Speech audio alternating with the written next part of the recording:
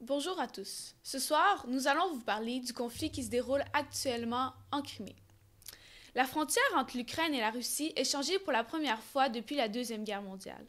La Crimée et la ville de Sébastopol ne font désormais plus partie de l'Ukraine, mais bien de la Russie.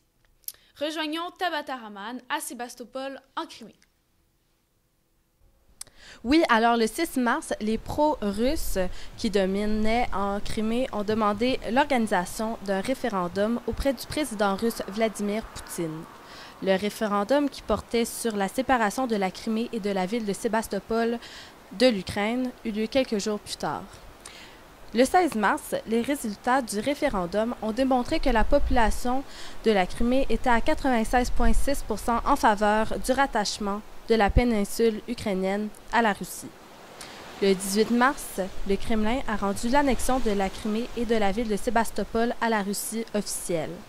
Par contre, la communauté internationale ainsi que les autorités ukrainiennes considèrent ce rattachement illégitime. Un peu partout en Crimée, les gens fêtent leur séparation de l'Ukraine. Mais c'est loin d'être le cas à Kiev, capitale de l'Ukraine.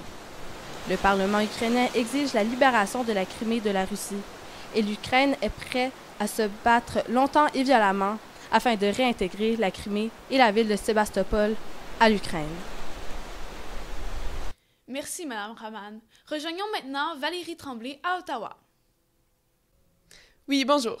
J'ai interviewé Stephen Harper et d'après lui, le référendum a été mené sous occupation militaire illégale russe, ce qui le rend illégitime.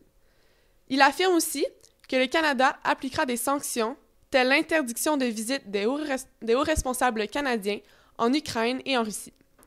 M. Harper se rendra à Kiev dans quelques jours afin de montrer son soutien envers le gouvernement provisoire ukrainien. Merci Valérie. Pour conclure ce reportage, nous avons la chance de parler avec le président de la Russie, M. Vladimir Poutine. Bonjour, M. Poutine. Pouvez-vous nous expliquer pourquoi il est si important d'intégrer la Crimée à la Fédération de la Russie? La Crimée était et reste dans le cœur des Russes une partie intégrante de la Russie. En Crimée, tout rappelle une histoire commune.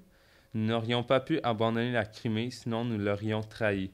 La question de la Crimée était d'une importance vitale, historique, pour nous tous. D'accord, mais si vous avez le pouvoir d'intégrer la Crimée à la Russie, pourquoi ne pas intégrer plus de territoires ukrainiens? Les relations avec l'Ukraine ont toujours été, restent et seront toujours la plus haute importance pour nous. Nous ne souhaitons aucunement créer une partition de l'Ukraine. La communauté internationale ainsi que les autorités ukrainiennes considèrent le rattachement illégitime pour plusieurs raisons. Une d'entre elles étant que le référendum s'est fait sous occupation militaire russe illégitime. Qu'est-ce que vous en pensez? Les normes internationales ont été respectées lors du référendum. Merci beaucoup, M. Poutine. L'accord d'association entre l'Ukraine et l'Union européenne, qui a été révoqué en novembre dernier, a provoqué d'énormes tensions à l'intérieur du pays. 5 mois plus tard, et ces tensions meurtrières sont toujours présentes. Ici Marie-Ève Martineau, Radio-Canada.